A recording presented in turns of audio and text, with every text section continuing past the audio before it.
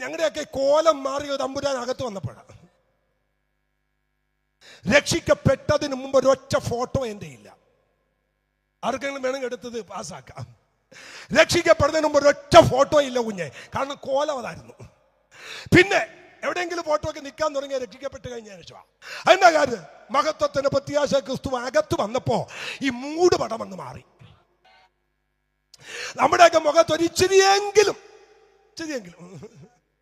ഒരു അല്ലെന്ന് പറഞ്ഞു. എൻ്റെ അമ്മച്ചി ഈ രക്ഷിക്കപ്പെടുന്നു പറയുമായിരുന്നു, എടാ എത്ര മുഖം കഴുകി വന്നാലും അപ്പമ്മച്ചി പറയും ഒന്ന് മുഖം കഴുകടാ. അപ്പൊ ഞാൻ പറയും ഇപ്പൊ കഴിയാലോ, എന്നിട്ടെന്നാ ഇങ്ങനെ ഇരിക്കുന്നത്. അങ്ങനെയായിരുന്നു. എത്ര കഴുകിയാലും ഇതിന് ഷേപ്പ് മാറത്തില്ലായിരുന്നു, എത്ര കഴുകിയാലും ചിരിക്കത്തില്ലായിരുന്നു, എത്ര പറഞ്ഞാലും തമാശ പറയത്തില്ലായിരുന്നു. സ്വത്രം അല്ലേ? അവൻ എന്താടാ എന്ന് ചോദിച്ചാൽ, ആരെങ്കിലും എന്താടാന്ന് ചോദിച്ചാൽ അവന്റെ പുറകെ പോയി അവന്റെ വീട്ടിൽ ചെന്ന് സിറ്റൗട്ടിൽ കയറി 10 പ്രാവശ്യം എന്താടാ എന്താടാ എന്ന് പറയുന്ന സ്വഭാവം ഞങ്ങളുടെ അകത്തുണ്ടായത്. എന്ന് 94 തേജസ്സിന്റെ പ്രഭ അകത്ത് വന്നപ്പോ ഞങ്ങളുടെ അന്തരീക്ഷം മാറി. ഇന്ന് രാത്രി ഞങ്ങളുടെ ശബ്ദം കേൾക്കുന്ന ദേശനിവാസികളെ ഞങ്ങൾ സ്വീകരിക്കുന്നു, ഞങ്ങൾ ക്ഷണിക്കുന്നു. ഞങ്ങളുടെ അകത്ത് വെളിച്ചം തന്ന ദൈവത്തിന് നിങ്ങളുടെ അകത്ത് ഒരു വെളിച്ചം തരാൻ കഴിവുണ്ട്. ഹല്ലേലൂയ. അടുത്ത കാര്യം പറയുമ്പോൾ ദൈവത്തിന് ആമേൻ പറയണം. സകലത്തെയും ശക്തിയുള്ള വചനത്താൽ വഹിക്കുന്നവനായ ദൈവം.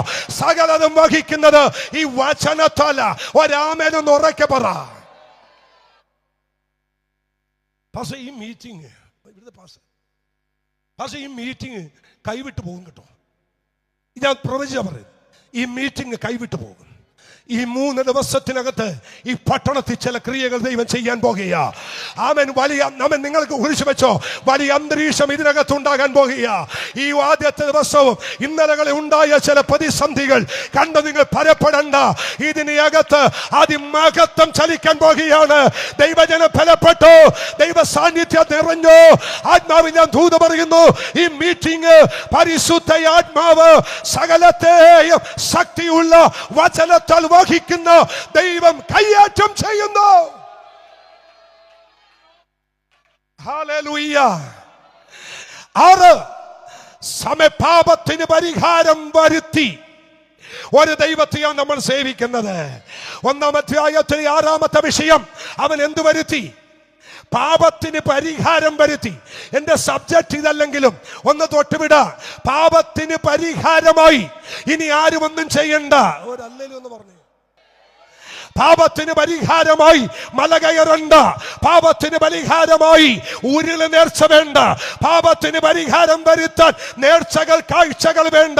ഇന്ന് രാത്രി കത്തോലിക്ക കുടുംബത്തിൽ ജനിച്ച് ദൈവമായിട്ട് ബന്ധമില്ലാതിരുന്ന എൻ്റെ അകത്ത് ഈ ദൈവ സ്നേഹം തന്ന് എൻ്റെ പാപത്തെ കഴുകി എന്നെ വിശുദ്ധിയോടെ നിർത്തിയ ഈ ദൈവത്തെ സാക്ഷി നിർത്തി ഇന്ന് രാത്രി പറയുന്നു, പാപത്തിന് പരിഹാരം വരുത്താൻ യേശുവല്ലാതെ ഉലകത്തിൽ മറ്റാരുമില്ല.